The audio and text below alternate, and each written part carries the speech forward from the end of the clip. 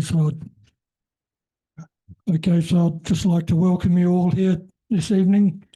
We're very lucky that Geshe Zopa has come to talk to us about Dharma again.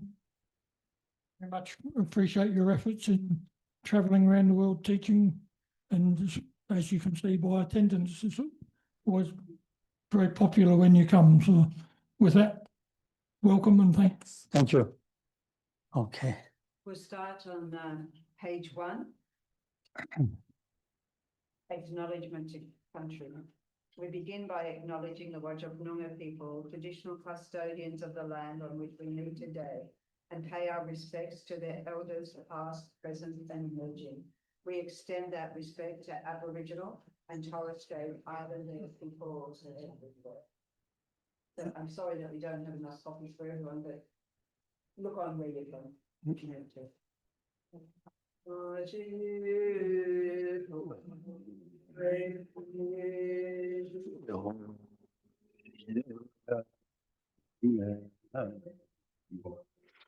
Dharma.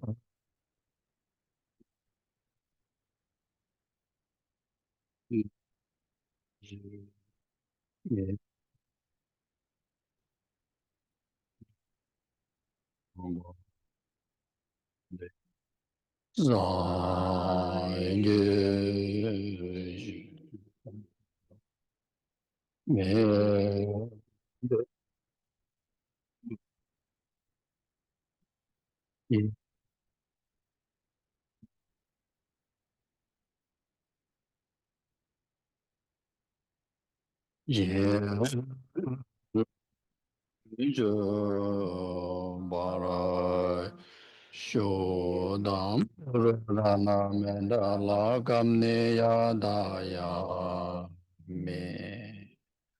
Okay. Good evening, everyone. Can you hear me? Yeah, very happy to be back, and I'm very happy to see all of you, and very happy to see many more sanghas. Yeah, yeah, yeah. So, firstly, how fortunate that we all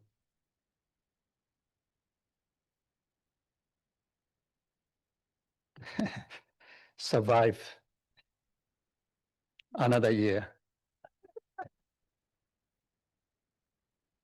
It's like miracle, isn't it? If you think about it.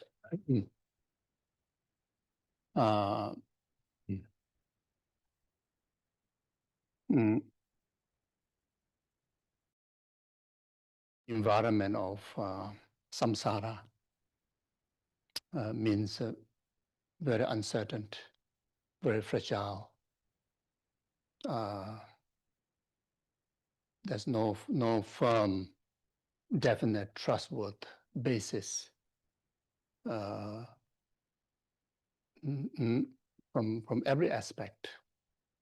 So that is very much what samsara is like.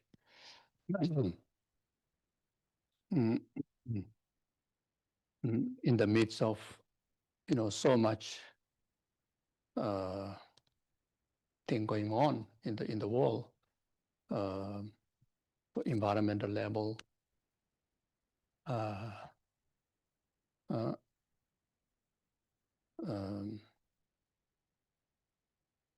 including of the distractions that comes in our way from every aspect.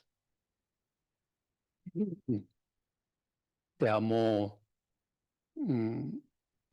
destructive environment than conducive environment, that exists around us more than ever. Then physically, emotionally, yeah, the stress is far more greater than comparing to hundreds of years before.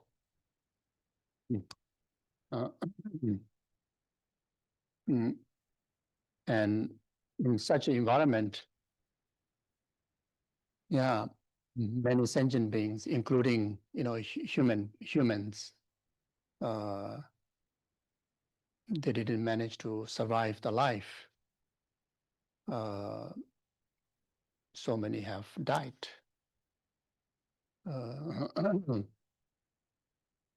Yeah, so many have died in this samsaric environment where there is destructions of war is happening, diseases, natural disasters, then emotional sufferings until lead to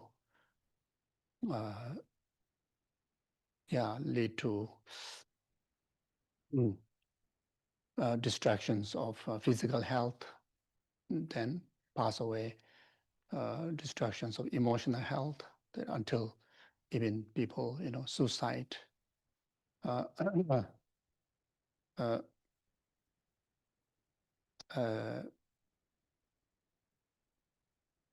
Yeah, so many didn't manage to overcome those challenges, but we did. We are very much in,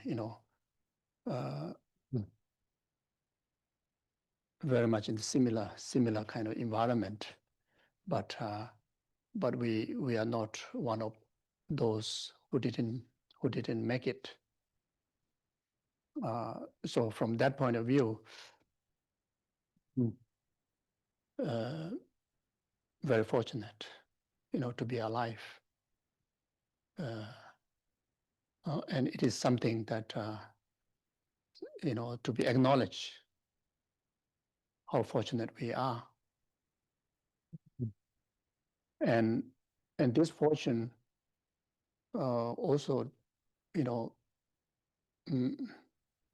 not accidental.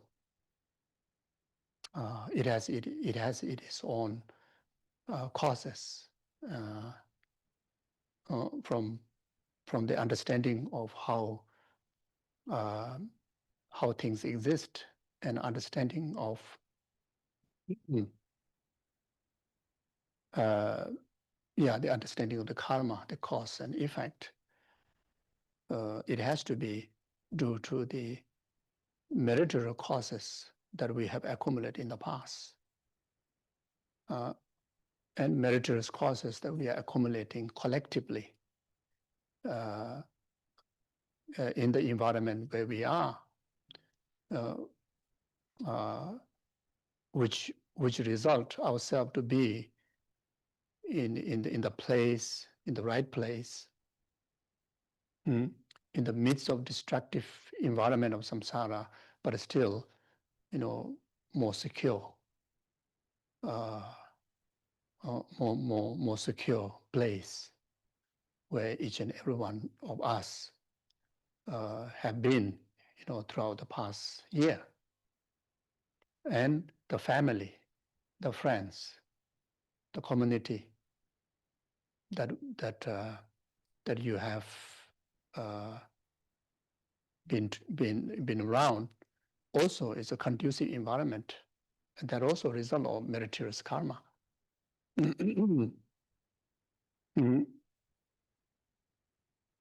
Then on top of that, most importantly,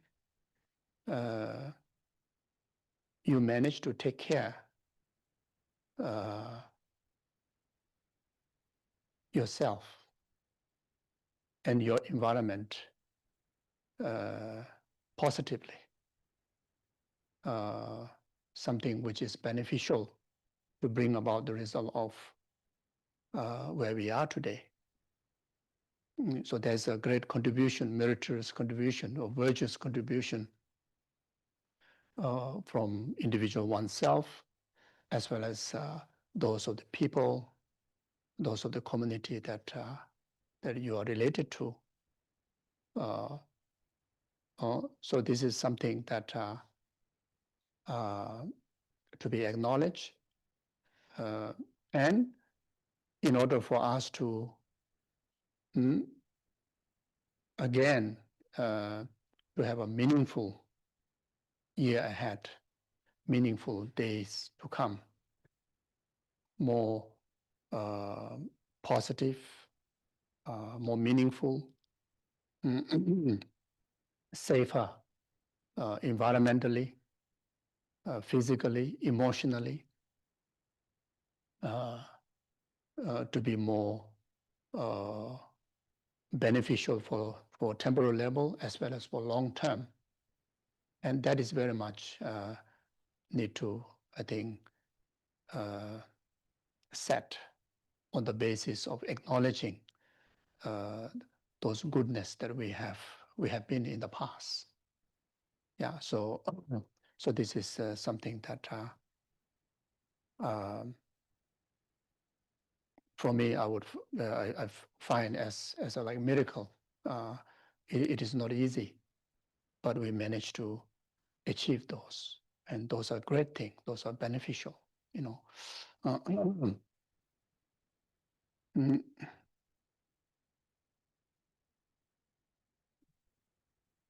So therefore, we have all the reasons to be happy. We have all the reasons to be happy having this life, happy meeting each other, happy in what we are doing. I think each and every one of us here are practitioners of the Dharma, especially following the Buddha's teaching in the traditions of the Mahayanic practices, the practice of great compassion, great love. So those are the tools that be most beneficial to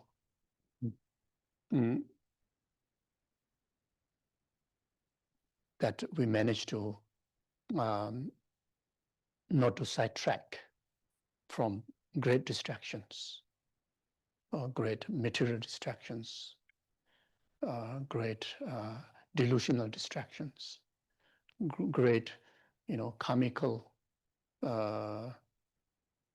the consequences of samsaric distractions. We manage to remain so composed.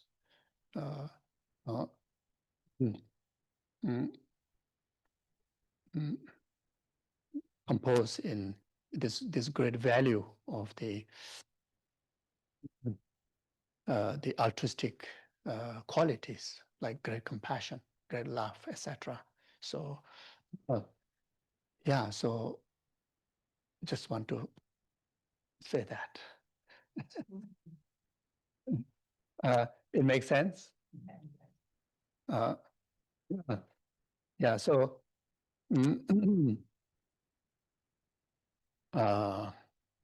Yeah, so tonight the topic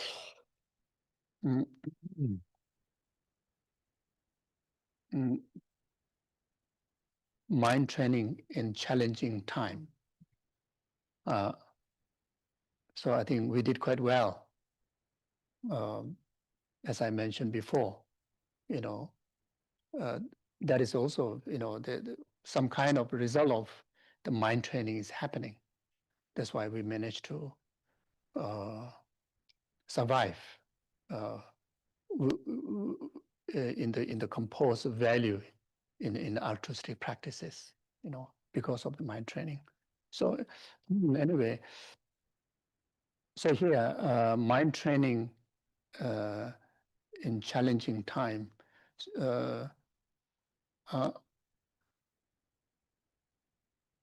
So first of all, we need to talk about mind. What is mind? Even though there's a definition that which we normally talk about it, clear and cognizing. That's the definitions of the mind. But really, to understand the actual meaning of clear and cognizing, we need to understand the quality of the clear light mind, the quality of the innate mind, the clear and cognizing. Clear means there's no stain, there's no innate stain of obstructions. There's no innate stain of obstructions of delusions, destructive emotions.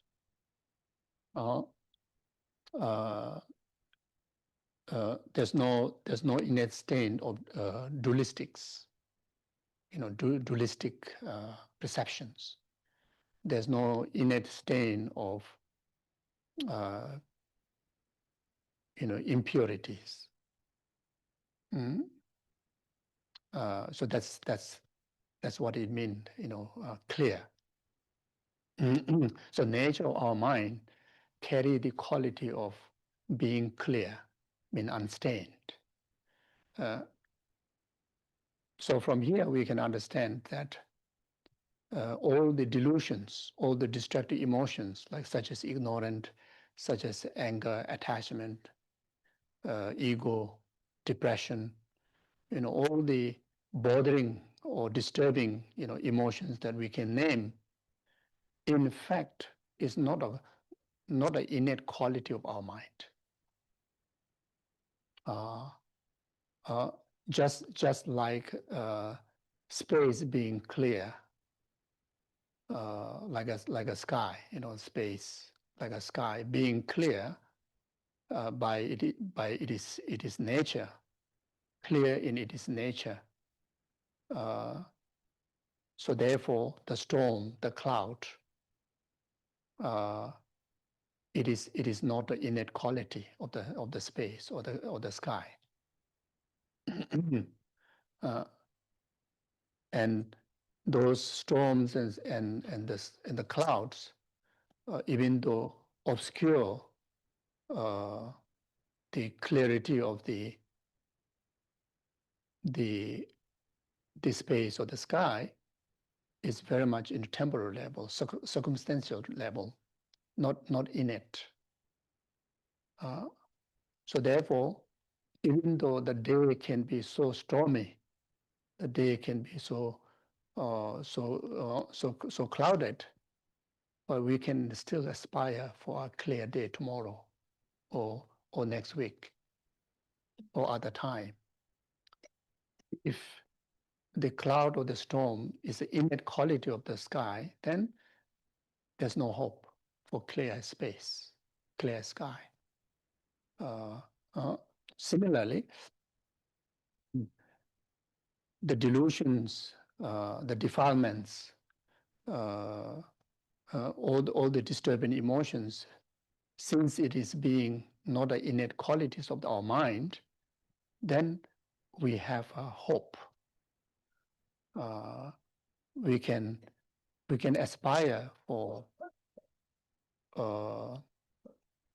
void of those disturbing emotions, void of all these disturbing emotions, including like depressions or anger, attachment, whatever negative emotion that which you feel is one of the most disturbing to you. Since it is being not the innate quality of our mind, we can aspire, we can be hopeful, or we can expect there is a day that I can overcome this disturbing emotion. I can overcome this obstacle. You see, so therefore, the definitions of the mind very much emphasized by the Buddha.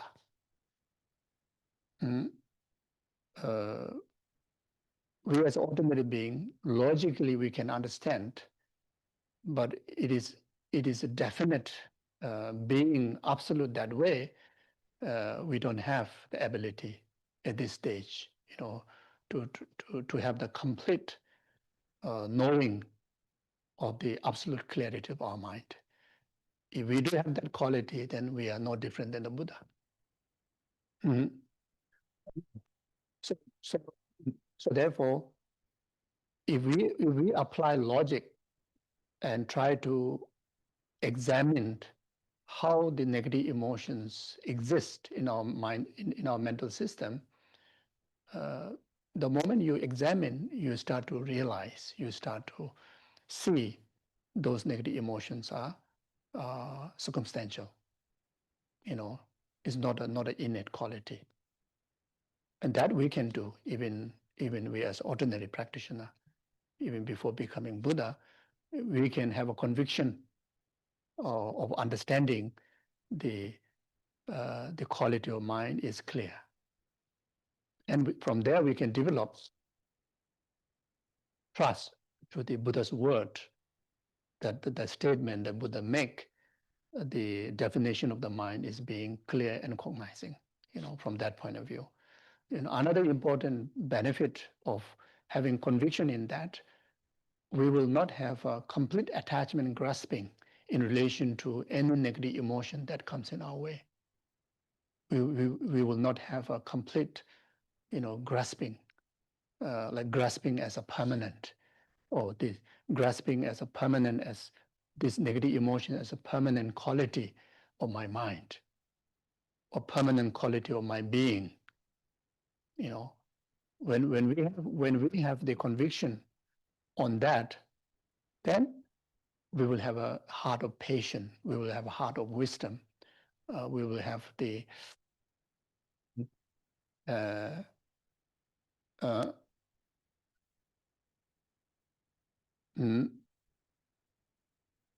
aspiration to to be trained to create conducive circumstances to bring about overthrowing of the negative circumstances that which make these delusions to comes in our system. You see, so now the second definition is knowing. So knowing here is not talking about the mind has a capability to know just these conventional objects, like such as eye consciousness, to perceive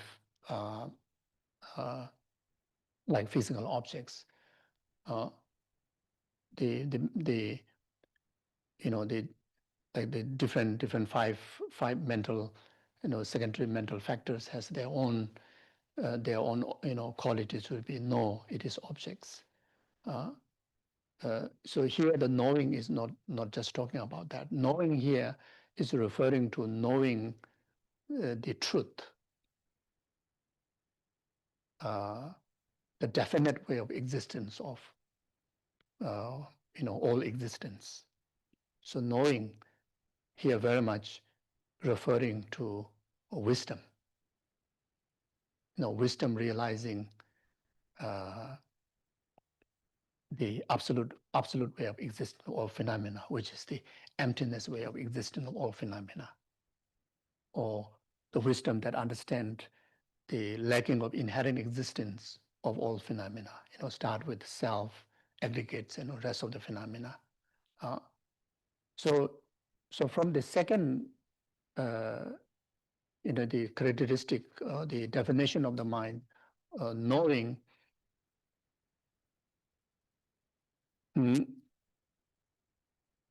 Now we learn that our innate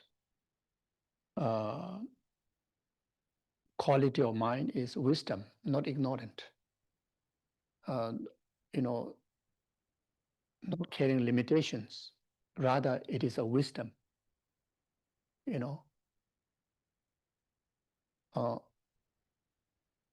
And what is that referring to in a spiritual term is referring to the clear light mind or the emptiness mind, isn't it? So the clear light mind, the emptiness mind is a wisdom. And emptiness of the clear light mind act as an antidote, not act as a distraction. So our mind, in fact, is antidote, not as a distraction. And we sometimes,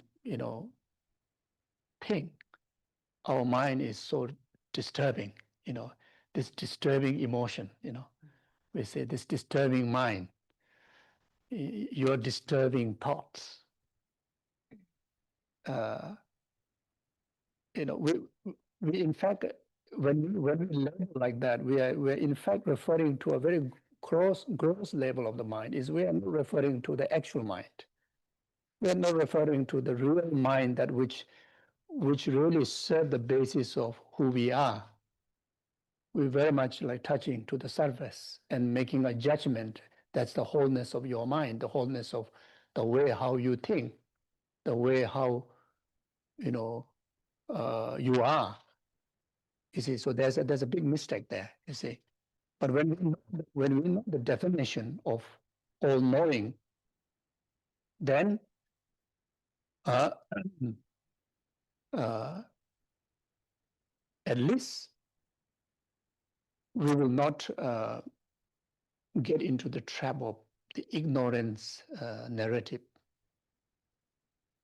The ignorance narrative to make a judgment, when our minds relate to its objects, whether it is object, can be object of attachment, object of anger, object of all the mind, all different sort of mind.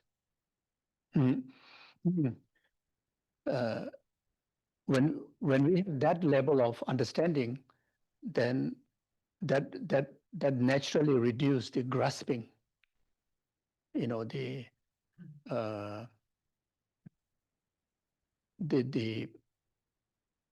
reduce the grasping in relation to those emotions. So even though there's attachment, but there's not as intense grasping attachment. Even though there's anger, but there's no intense grasping anger. Even though there's ignorant, but there's no intense, the grasping of ignorant. Still there's a filter, and that already brings great protection, to our mind. You see.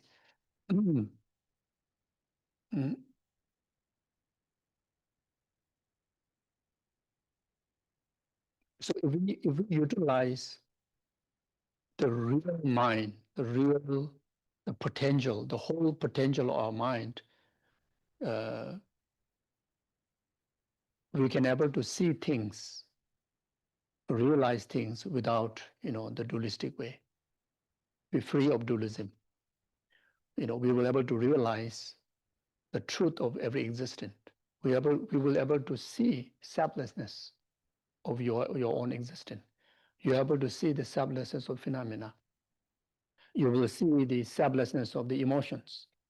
Yes, emotions are there, but then you have this clarity of knowing, there's no essence. There's no essence in this grasping. There's no essence in these expressions of the mind. This is just circumstantial. It's not wholeness of my energy. When someone get angry, you believe that this is the whole, this is my energy. The whole of your energy is very much the anger or very much the attachment. You see. But when we have the idea, at least in the knowledge that your main quality of the mind is actually wisdom, then the impact of the grasping, whatever way that you apprehend, there won't be that as intense, as it's supposed to be in the complete expressions of the delusional way. You see, so yeah.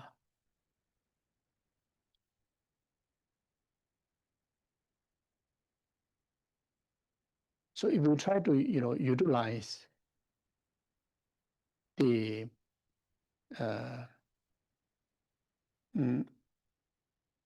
the real potential of our mind, without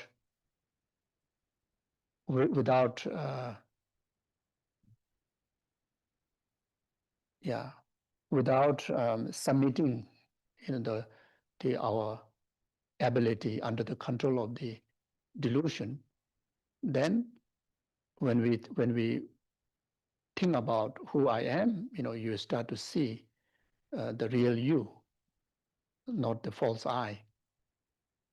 When you relate to all the other phenomena, including of the aggregates, you see the real form, not the false form. You see the emptiness of the form. The moment you develop the emptiness of the form, emptiness of the self, emptiness of the phenomena, and right there, any form of negative emotion, such as the attachment, aversion, will be ceased. You see, so so here the mind training, the mind so has these two characteristics, so which is important for us to first establish this in order for us to really can train the mind or not. So from here you can see if we train or direct our mind correctly, we can overcome all the challenges, all the negative emotions, etc., like that. So the training, very much all the teachings of the Buddha, there's 84,000 different language, different techniques,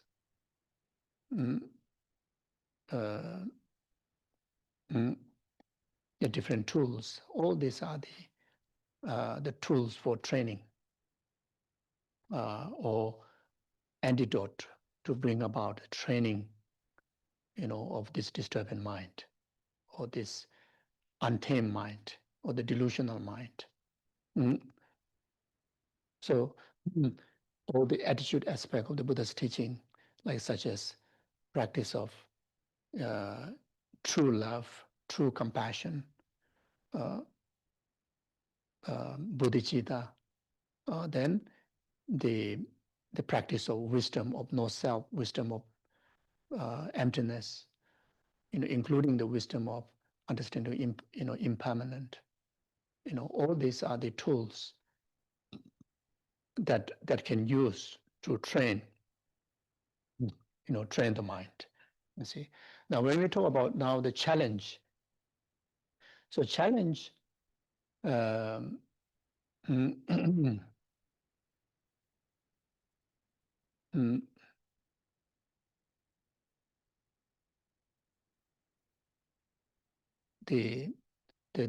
most extended one, the most subtle one, is obscurational challenge. The challenge of obscuration. That also carries circumstantially in our mind. So that also challenge that need to overcome. Then delusional challenges, like such as ignorant, also challenge. Anger, attachment, no question, depression, impure views, all this anger, whatever, all those negative emotions. These are the delusional challenges. Then challenges of samsara, contaminated aggregates, is a challenge that need to overcome.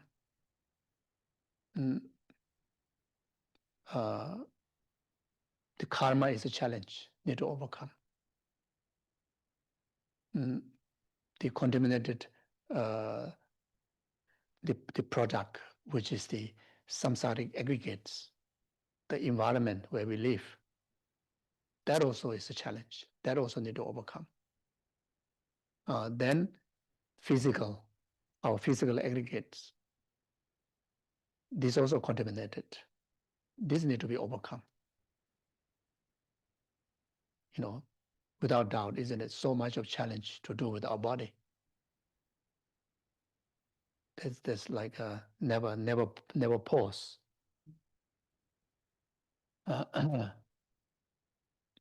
Challenge of being born, first of all, challenge of conceiving. Then after that, challenge of 9 months in the womb. If we learn the nature of the baby in the womb for 9 months, it's not an easy place. Then challenge of giving birth, coming to the world physically. Then challenge of growing up. Challenge of going through this teenage period. I think almost everybody went through that. Is it any easy? No, isn't it? Many of you must have forgotten. Your parents will remember how challenging your teenage time was. Then the challenging of aging. Then challenge of death. Encountering the complete destruction to the life, to the physical elements, the element that sustain the life. These are the challenge. Then the emotional samsara, the mental aggregates, the feeling aggregates, the compositional aggregates. All these are samsara. Each and every one of them carries almost like non-stop challenges. Think about the feelings. Feeling to do with mind, feeling to do with the physical body. There's so much of challenges. All these need to be overcome. Then the challenge of samsara, the general challenge of samsara, whichever realm that we were born, no question about the intense suffering challenge in the hell realm. If we're born in the hell realm, Holy Ghost realm, animal realm, God, demigod, when we learn from the Lam Rim, each one of these realms are miserable. Even we born as a human being, even born in Australia,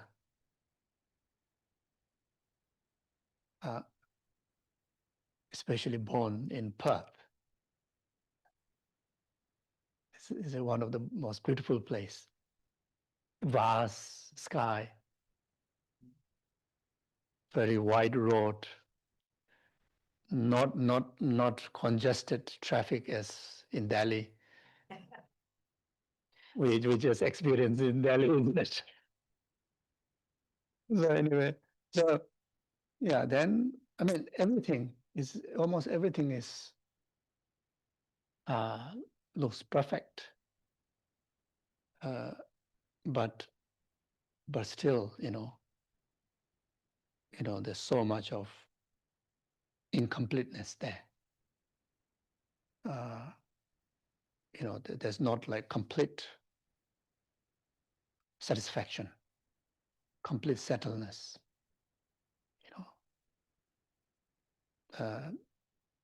There's a lot of limitations. Those are challenge.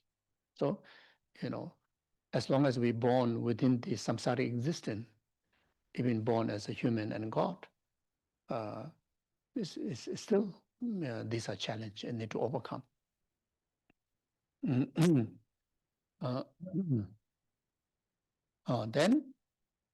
in our human life, those who are in relationship have a challenge of relationship. Those who don't have relationship, challenge of no relationship. Those who are married have a challenge of marriage. Those who are not married, challenge of not marriage. Those who have children have a challenge of children. Those who don't have a challenge of not having children.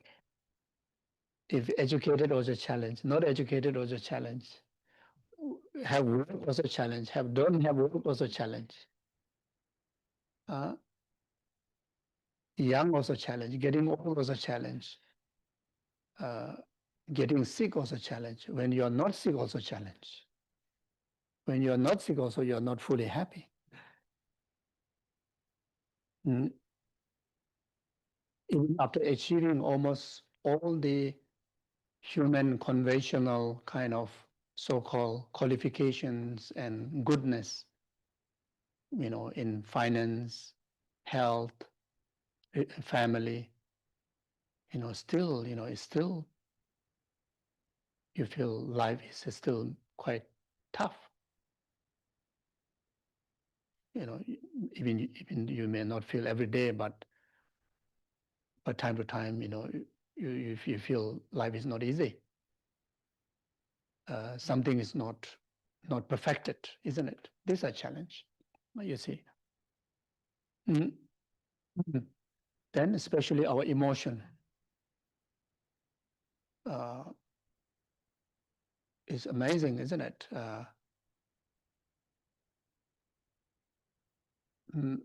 There's no kind of like complete sustainable inner peace. Even there's a peace comes in your way, or joy comes in your way, but it just lasts for a very short period of time and just goes away, and have thousands of reasons or no reason at all. You cannot find reason at all, but you are unhappy. You feel something is not right, something's incomplete. It's like become restless. Become restless. Whatever you do is like you're not complete settledness is there. You see, and that's the whole reason why from morning to night we've been running every day, running like a marathon, morning to night every day. If we have an absolute inner peace, that simple breakfast with very light coffee, with a 2 pieces of bread with light butter, whole day, whole day until night comes, then just ready to go bed, and you have a wonderful sleep, and wake up, you go back to the same breakfast. You're so happy because of that is the sustainable inner peace is not there. That's why we look for different breakfasts every morning. Why we need to look for different breakfasts for every morning? To do with the emotion, to do with this physical body. Why we need all sort of nutritions? Because the body is problem maker. That's why you need the protein, you need this, you need that. Otherwise engine get damaged.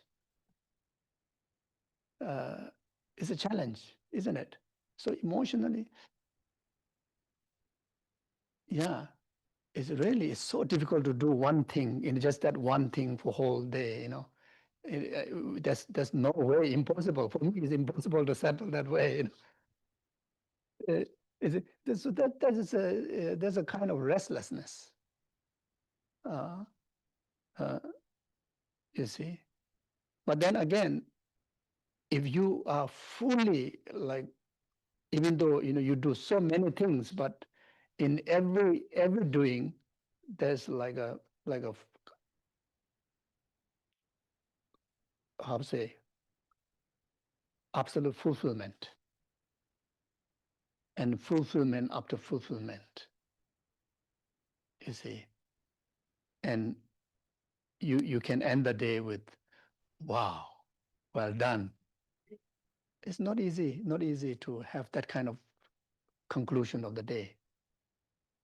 It's like physically like very exhausted, mentally it's like kind of like still something is like not done, and you look for to the north, what I have not done today, and sometimes you don't find what you have not done, but still you feel so empty, something is not done.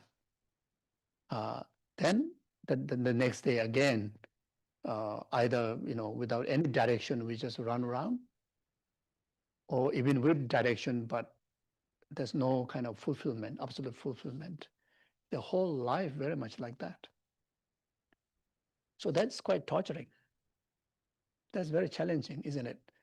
You can imagine like how wonderful, like the yogics, just settle in that empty cave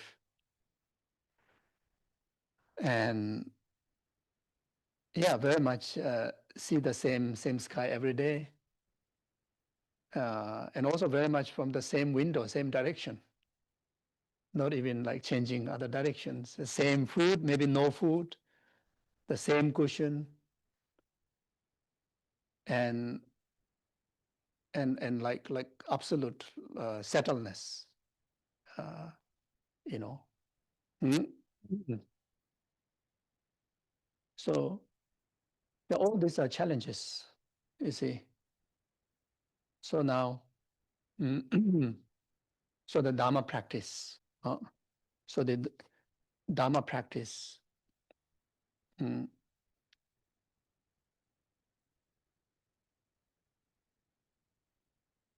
are the tools that to overcome these challenges. No question about to overcome the obscurational challenge, the delusional challenge that that Dharma is must be the antidote, must be the tool. Even in our day-to-day ordinary life, if we use the tools of the Dharma, we can manage to overcome, at least the challenge of being in suffering. You see,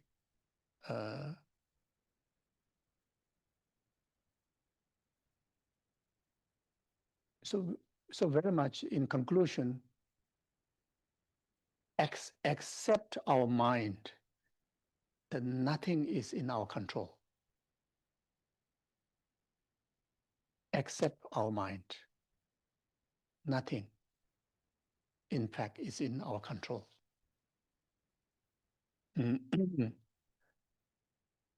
How much training we do, physical level, environmental level, there's a limitation. There's exhaustion of training, before complete the result, like such as for the physical health, how much, we train our body, there's a limitation.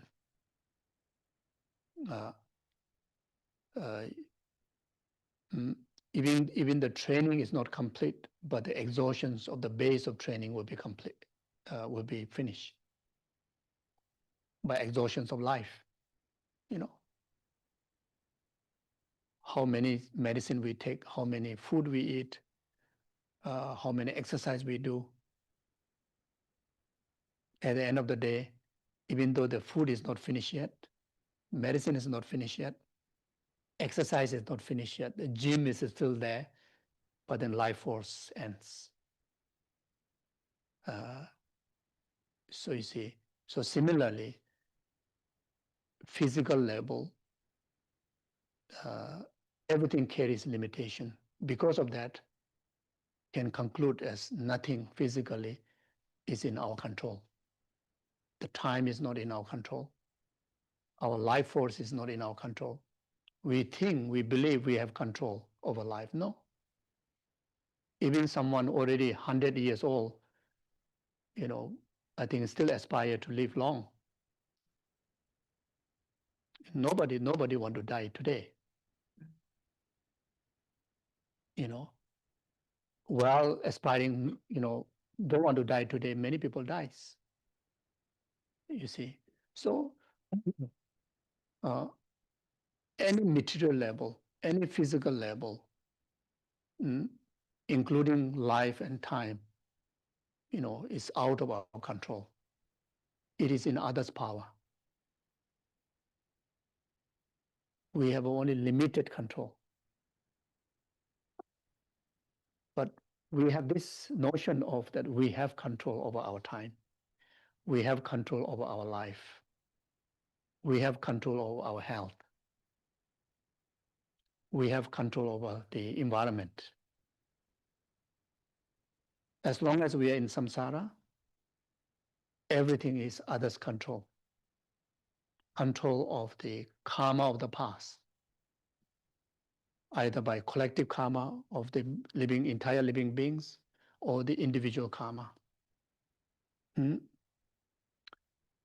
So basically, if we aspire a liberation from suffering by fixing the outer world, physical world, material world, there's no liberation. If we really want perfection in our health, if we only take care of the physical world, the material environment, we won't be able to succeed achieving the perfected health. The perfected health is the state of freedom from suffering, isn't it? Can you agree with that? Like perfected health. Perfection in health is a free from suffering. So in Buddhist teaching, Buddha have understood the suffering is, in fact, is a very much perceptions of your mind. Happiness and sufferings are simply the perceptions of our mind or the expressions of our mind. It is the existence came out of our mind. It is not exists on the basis of material level or physical level. It exists within our mind. Happiness and suffering exist within our mind. So now if that is the fact, then if we train our mind by overcoming all the environment and the circumstances of suffering and equipped with all the conducive environment, conducive circumstances of the happiness, of liberation, then we can enjoy perfect liberation and happiness even while we are in this samsaric environment. Even while we are going through the physical distraction, we can still enjoy our life. We can still be happy. So there's nothing matter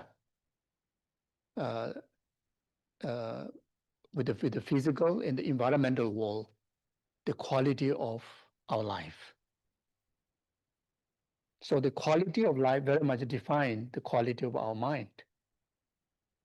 So this is what Buddha's teaching understood, what Buddha have found, what Buddha have discovered.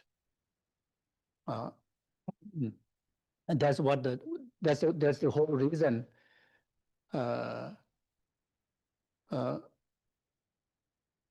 the Buddha's teachings are taught about transforming our mind. Buddha's teaching, there's a statement by Buddha,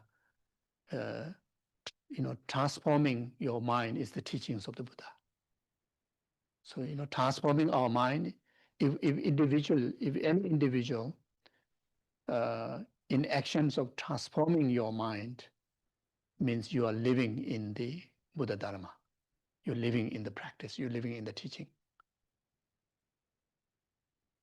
And if you manage to transform, what is the purpose of practicing Dharma is to achieve liberation, freedom from suffering, isn't it? You achieve happiness. You achieve liberation. You fulfill the purpose of practicing the Dharma. So in short, the whole reason of practicing Dharma is to transform our mind, you see. So, and there are many living examples, even in our time.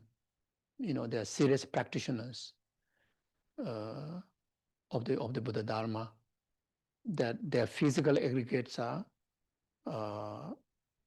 degenerating, approaching death. But their spirit, their being is in absolute bliss. They are masters. Like one example, like Kyabje Lama Sopa Rinpoche, most of you know. Rinpoche is a physical body. Of course, he rented the body from a father, mother, and he's carrying this ordinary human body. So the ordinary human body will experience its nature, the nature of aging, sickness, and death. So Rinpoche is going through that. So even, some years before he passed away, like he has physically, he got a stroke. There are a lot of health issues, physical health issues. But then also you can witness him limping, like disabled. But physically, we can witness his physical level from our point of view that he's disabled. But when you try to see his condition from his point of view, he's not disabled. He's completely normal and full of joys. You can see that he's not even aware that he is limping. He's not even aware that he is taking medicine. He don't even have awareness of need to take medicine. The attendants will just feed him, and he will just he will just take it. That's it. There's absolute sustainable bliss that he's enjoying. You can see every single moment. There's not even one moment that you can witness that he's in pain, he's in trouble. There's one time, I think there's one Western nun expressed to Rinpoche that I got a frozen shoulder problem. It's very painful. I had, he said. Nobody knew that he has a frozen shoulder, but it's very painful. I went through that experience. It's very painful. And you don't see any of the sign that he have that kind of pain is going on, you see. So not only that, the tiredness, the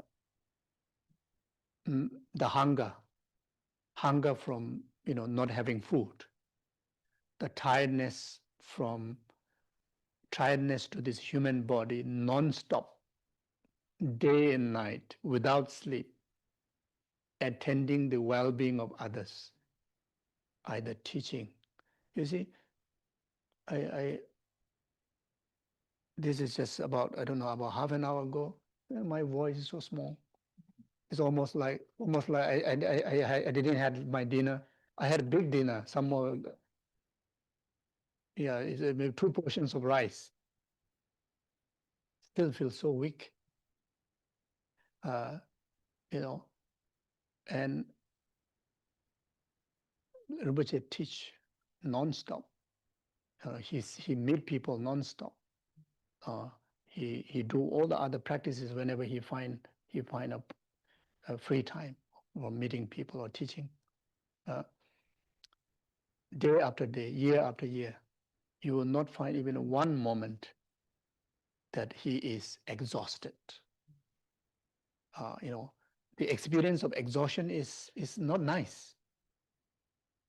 It's kind of like a drain out, very heavy, tense and tiredness. You don't see that. He's like full of life, full of energy, full of positivity. And most important thing is like everything is positive. Everything is joy. You see. And that is because of his living on the path, living in the practice of the Dharma. You see, not just occasionally, all the time. in every moment, in every situation, in every experiences. He managed to translate everything onto the path. Because of that, he able to enjoy liberation in this samsaric body. Liberation in samsaric body. And you can, because liberation of samsara is a quality of your mind, not the body, isn't it? So he managed to train his mind. He managed to enjoy absolute bliss, happiness, joy, liberation, whatever you name it, while his body is decaying, and he even experienced death. His body even experienced dying. You see. So whether there is consciousness, continual consciousness afterward or not, but this person able to manage to live fully up to the last breath with joy, with happiness, with positivity, is because of the practice. And in particularly, now here, earlier I was talking about there's so many different kind of challenges, you see. So if we want to overcome the worst challenge, the challenge of the subtle dualism, which is the obscuration to omniscience, so we call subtle dualism.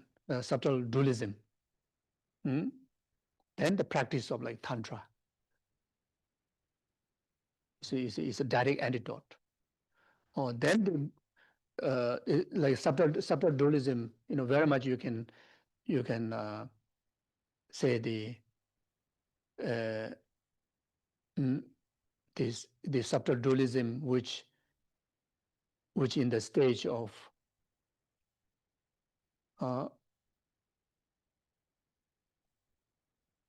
the white, red, black near appearance, and the pathway to the clear light.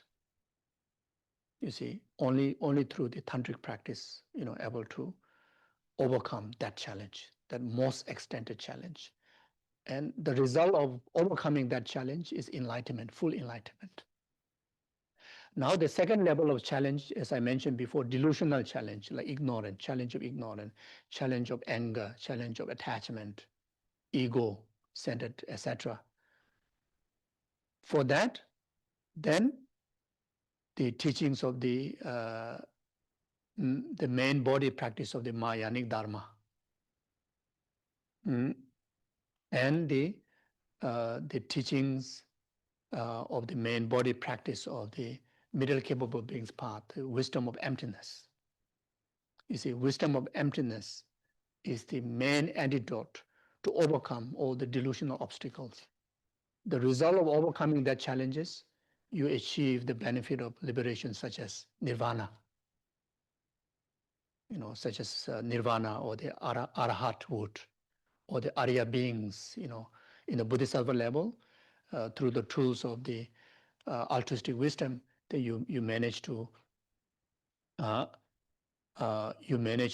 achieve the Arya Bodhisattvas levels of the path which has no more degeneration, only progress, towards enlightenment. And those of the other practitioners, like who follow from the Hinayana path, then, to achieve the nirvana, the absolute nirvana peace. So then, slightly lighter challenges, the challenges that which we normally face in our day-to-day life, those even more grosser emotional troubles. So that is very much, through the practice that was recommended through the small capable beings path, like such as observing 10 virtues, overcoming 10 non-virtues, practicing, the precepts, the practice of like precept of refuge, which we're going to talk tomorrow, like precept of refuge, precept of lay vows, then training in the 3 higher trainings, etc., will able to overcome the emotional, the ups and down emotional challenges, able to have a sustainable, virtuous value in our continuum, like such as virtuous values of the 10 virtues in our mind. Our mind very much will be protected by complete ethics, ethical disciplines. Our mind will be well disciplined, like such as training in 3 higher trainings, like good morality, moral precept in refuge, moral precept in lay vows, moral. Then of course there are also higher precepts you can take, but at least like such as the Vinaya, Sangha precepts. Then through the training of the shamatha, like concentration, mindfulness, then basis to even able to develop shamatha. So able to bring absolute control over your mind. Shamatha is the best tool to control your mind, control your emotion. You see, right now, like my mind is totally out of my control. My mind control me, not me able to control my mind. That's why whatever delusion arises, the delusion overpower me. That's why my life, my day-to-day emotion is like roller coaster, like up and down. As I mentioned before, there's no sustainable peace, sustainable joy and happiness. Yes, happiness comes in your way, joy comes in your way, peaceful comes in your way, but cannot sustain because emotion is ups and down. Why? Because you cannot control your emotion. You need the tool, you need training. What is the tool? Shamatha, moral ethics. The more the moral ethics you have, more the concentration you have, the more the mindfulness practice you have, the more you're able to control your emotion, control your mind, So that way you can able to enjoy sustainable peace and happiness, you see. Yeah, so through the training of the mind with the discipline, like 3 higher trainings, and as I mentioned, those different precepts, can result ourselves to enjoy a very peaceful life, very joyful life, very happy life, very meaningful, enjoyable life. Even in the midst of health crisis, so-called physical health crisis, you still find meaning in your life because of those moral disciplines, because of those ethics, those values, and in particularly because of the quality of the mindfulness. Mindfulness in Dharma, isn't it? Mindfulness in Dharma, especially someone, very much all of us here who aspire Mayanic practice, Bodhisattva's way of life, isn't it? Bodhisattva's practice. So even in the midst of problem, that you will have the tools to train your mind to take the problem onto the path to enlightenment, or make as a meaningful of your life. When the suffering, any kind of problem comes in your way, you take the opportunity to generate compassion. You take the opportunity to develop great compassion, giving the reason of your own problems in our life. Try to understand the problems of the rest of the samsaric world, the samsaric living beings. And from there, how much you love yourself, how much you care about your well-being. From there, you develop that much care to the rest of the sentient beings. And in this practice, the problem, the suffering that we go through becomes so meaningful, isn't it? Becomes so beneficial. And because of so meaningful, your heart gets fulfilled. And that fulfillment is the direct cause to bring inner peace. Fulfillment. You see, physically cannot bring peace because physically is hurting, pain. But because of you saw the meaning, taking that situation being meaningful, using that as, to develop great compassion, now your heart get fulfilled, and that fulfillment generate inner peace. And that inner peace, the what do you call the the intensity of the happiness or the joy is far more greater than we normally define happiness and joy in our day-to-day life, like those of the like sensual joy, sensual happiness. Comparing to those, the joy and the happiness that you develop through the fulfilling your heart with the virtue is numberless times greater, you see. And I'm sure, every one of individuals have, once in a while must have experienced that, sometimes things are not going as right as you want, but then somehow that it actually make you to realize, to open your heart and try to see, bigger picture. And that actually brought a lot of strength in your heart and a lot of wisdom and a lot of compassion, and because of developing such kind of beneficial, wisdom or heart, in fact, that will also result greater care for yourself, your well-being. The compassion to yourself will be even more intense. Love to yourself also will be even more intense. You see, so yeah, so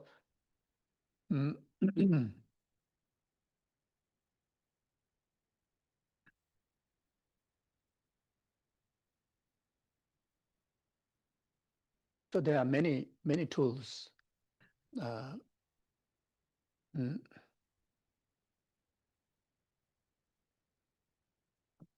Like using one's own limitations, whether to the health or whatever form of suffering, as a reason to develop great compassion, reason to develop bodhicitta. That's very much the statement from Paramita Sutras, the statement from like Lamrim teachings. So the limitation that are going on in our life, not necessarily always bad. It can be so wonderful. It can be so beneficial. It can be so enlightening, so liberating, you see. So, but we need the training, training through that, at least having that knowledge, or then applying it, using it, you see. The first of all, of course, we need to develop some sort of genuine conviction in the word of the teaching, the conviction in the teaching, you see. And to develop those conviction, also initially taking some examples, like as I mentioned before, like Lama Zopa Rinpoche, like His Holiness the Dalai Lama, and even in our own environment, there are some genuine practitioners, they're truly living on the path, and they display those qualities like how these masters have displayed. There are practitioners who passing away, they pass away with so much joy, so much of peacefulness, and even through the process of dying, due to the living on the path, taking those Dharma teachings on the path, they have no grasping in life at all. Everything is filled with altruism. There's one senior student, Mami Max. Many of you have heard. She passed away in Santa Fe. So when she passed away, I was there. Before she passed away, a few days, I was there. And also the year before, when she was already going through many health problems, I was also there. And her mindset is completely free from any kind of bondage in relation to the material and samsaric life or the worldly concerns. Her mind is completely union with Guru devotion practice and the practice of bodhicitta. Is very much a practice of bodhicitta, and Guru devotion. Now, she has no, even though her body is degenerating, but she has no fear. Even the physical distractions are not disturbing her at all. And she lived through that, few years. And the year when she's passing away, her training was so intense because she was living every single day with the practice of seeing herself oneness with the Guru. Or every her health degeneration, what you call the deterioration, she take as opportunity to feel the pain of the rest of the other world, rest of the other suffering sentient beings. And she must be doing the practice of like Tonglen, practice of taking and giving. And she feel her life is so purposeful. And materially, she have nothing. She was living kind of at a home. After she passed away, I heard even in her bank balance, maybe there's no bank balance.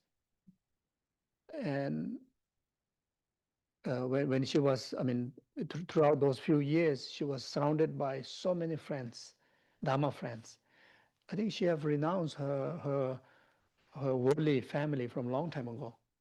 So she has no family members. But she has every day so many visitors, all her Dharma friends, and also the people who live around the area. I think also they are living alone, they're living away from their families. And every one of them, they adore her and they visit her. And she has abundance of food, even though she have nothing. She have a lot of friends, even though she have no family.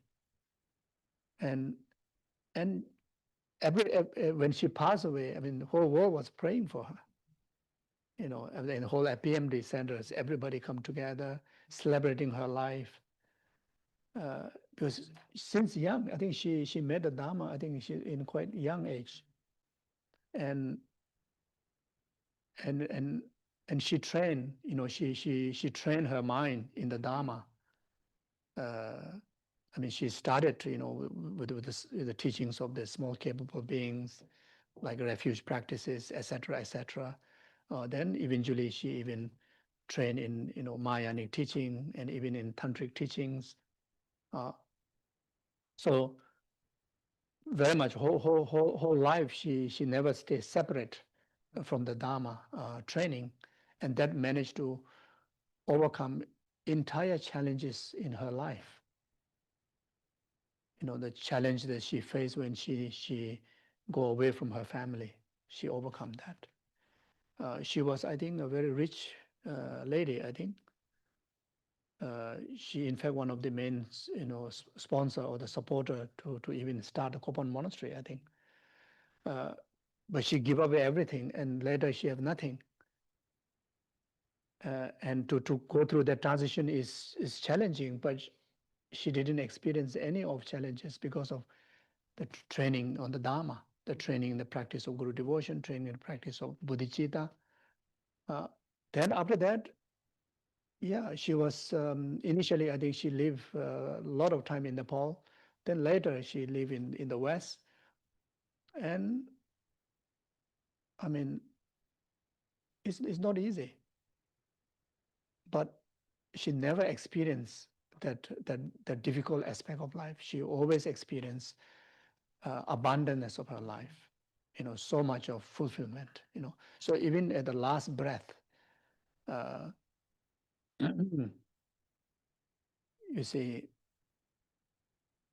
she's completely in meditation because she have done the training so long time and so intense, and never stay separated from the training in the Dharma or living in the Dharma practice or taking, very much, I think she didn't leave out anything that not taking onto the path. So when she passed away, that training, in another word, that is meditation. Those are called meditation. And the meditation is the only way to guide our subtle state of continuum. And that which normally we experience when we go to bed, when we die. The dying time, only the subtle consciousness is there. The gross consciousness gradually will be fade or finish, isn't it? So you can see she's going through that process, because it's just a matter of a 2 days period, and you can see physically rapidly her body is like concluding, but at the same time you see that she is actually progressing through meditation, from getting more and more subtle in meditation.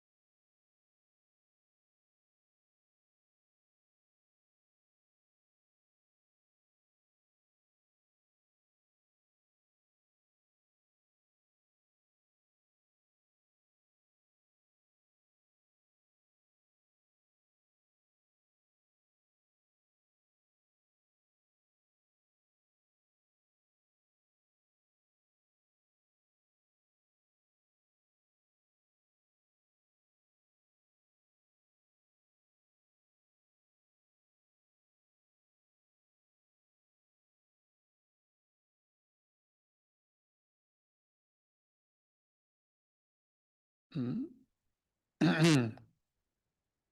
Mm. Most of the suffering, that very much suffering comes from the limitations, perceiving limitations in day-to-day life, is very much comes from the false idea, like seeing impure as a pure, uh, impermanent as a permanent. Then suffering as happiness, then no self as a self. So mainly from these four wrong views, four wrong ideas, or four kind of dualism, four kind of our emotions are the one that bring problem or bring the experience of suffering in our life, in our day-to-day. So we need to transform our mind through the training, through the way of being mindful in the antidote to this four kind of false mind. Most of the difficulties comes in relation to attachment, especially attachment to your body, attachment to others, attachment to things that you like, because you see you see goodness, you see some kind of inherent perfection in that. There's no inherent perfection or pure in our body. There's no inherent perfection and pure in the object that you attached, object that you like. Because of the dualistic mind of seeing exaggerated perfection or exaggerated characteristic that to be attached, from there you develop grasping. As long as there's a grasping, there's a suffering. As long as there's a grasping, there's a suffering. Grasping of I want that. Grasping of even you wish I have that. And grasping of chasing after that. That is the form of suffering. You see. Why is suffering? Because grasping. Why is grasping? Because of the grasping established on the basis of false mind, the dualistic mind. What is the dualistic mind? What is the dualistic? Seeing, instead of seeing the truth, you see a dual kind of way, the untruthful one, which instead of seeing the limitations of samsara in the object attachment, you see the perfection to be attached to the object of your attachment. You see. So therefore, simply understanding is in the nature of samsara, means in the nature of contaminated aggregates. It's contaminated by delusion, the wrong mind, like such as ignorant, such as aversion, or such as anger. Whenever, if you have an attachment to the body, whether to do with your body or others' body, the cause of that body is a delusion, and the delusion either has to be attachment or aversion. And that has to be definitely led by ignorant. There's a saying, there's a teaching in relation to the how the existence come about. If the baby is, if the consciousness is taking birth as a female, then you have an aversion to the mother and attachment to the father. You see, even before the consciousness established its settledness in the substance of father, mother, the consciousness develop arise into delusion. So if the baby is being born as a male, then have an aversion to the father and attachment to the mother. So even this the delusion itself expressed wrong way, even the mistaken way.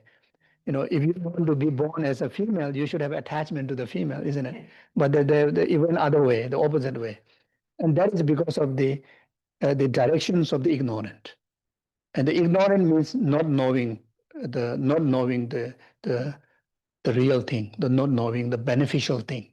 You see, so the causes that which form the action is a mistaken, is harmful. So because of that, then the action was developed.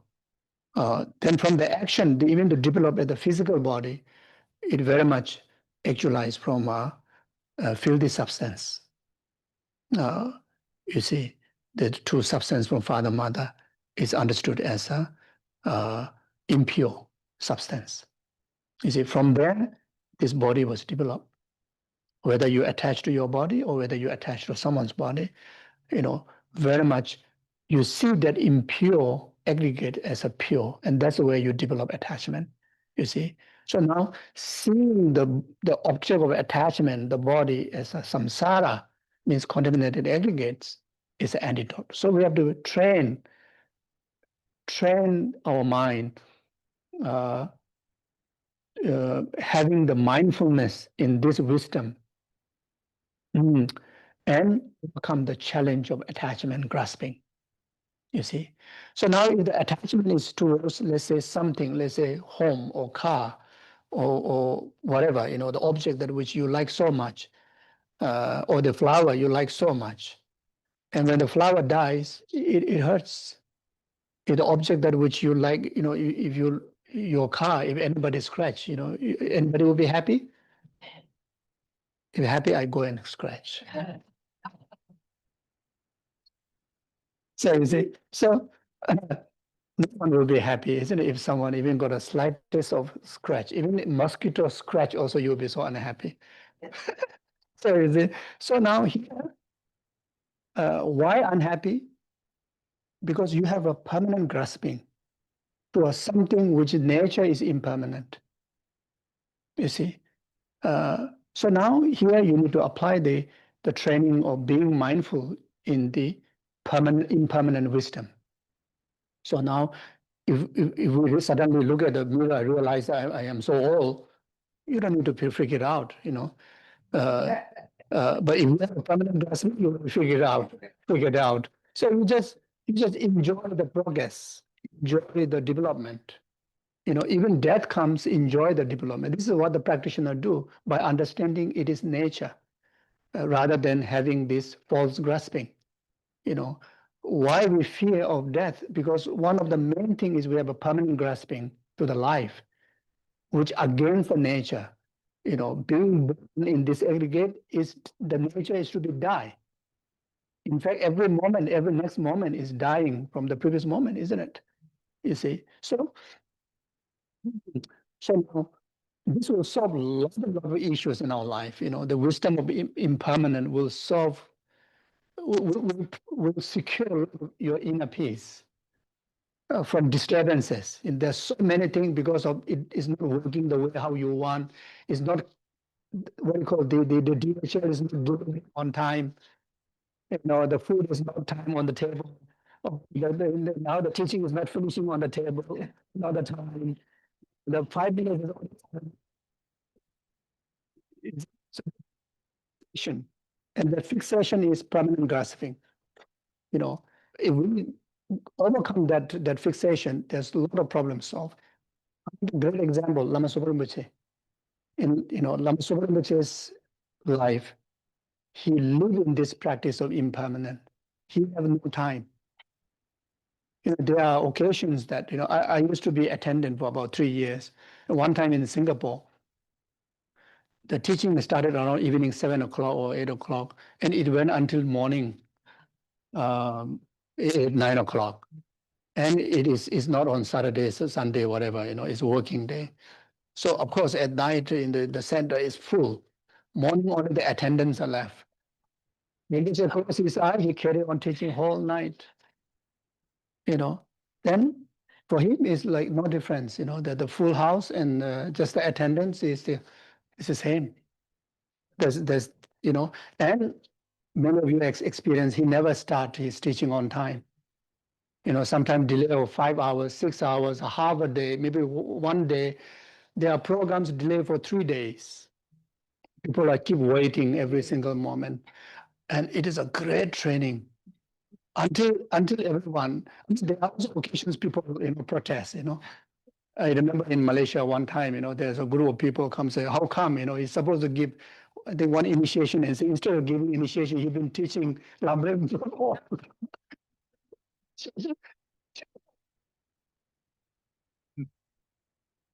It's impermanent pattern, So anyway, okay, I'm already, so like okay, so lot of problem comes because of permanent grasping. We need to accept the impermanent. We need to follow. It's so wonderful to follow the flow of the nature of impermanent, whether to do with our health, our relationship, of the environment. Then everywhere is your home. Everybody is your friend. Yeah, if things not working, just put aside. If things working, just come to why just hold on, isn't it? It's so painful. It's wasting people's life, isn't it? Wasting your life, wasting people's life, isn't it? Yeah. I mean, this flower is so beautiful. I adore. I admire. After I leave this, I should leave this flower, how beautiful it is. You know, if I still carry an attachment that maybe middle of the night I come here and break the hierarchy door and things with this wrong notion, you see. So there's a permanent God. So then the third one is uh, uh,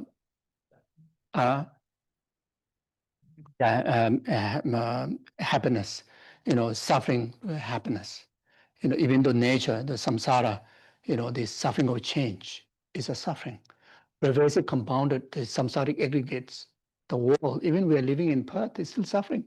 You know, mind and it's in light in Finland. If our mind is still samsara, this beautiful place is still miserable. You know, so if our mind is not purified, then even you're living with a wonderful family, you are still miserable. You will experience miserable. You see, so therefore, uh, so you know, yeah. So then the worst one is inherent grasping. You know, inherent grasping, the sub-grasping to the inherent existent self and phenomena. That's the worst one. So then if you train your mind in wisdom of emptiness, everything see as illusion alike, you know, everything see as illusion alike, you know. So if you see everything as illusion alike, yes, there's experience, but it doesn't mean it's there, how it appeared to you, isn't it? If the nightmare comes in your way, you see them as a, you know, you understood as an illusion. The nightmares are, you know, it looks so real, but it is not real. So most of the experiences in our day-to-day life is very much like a torture in the dream. You know, if you wake up in the wisdom, is nothing is out there like that. You see, so like that. Okay, thank you. And sorry for the delay. Thank you. Good night. So tomorrow, those of you coming, thank you. A short one, Ken. Sanje doyun doji yama leba de salangu baraisho. Rembo cho maje jo je jo ameba kone gondo bewaraisho. Thank you. Thank you very much. Good night.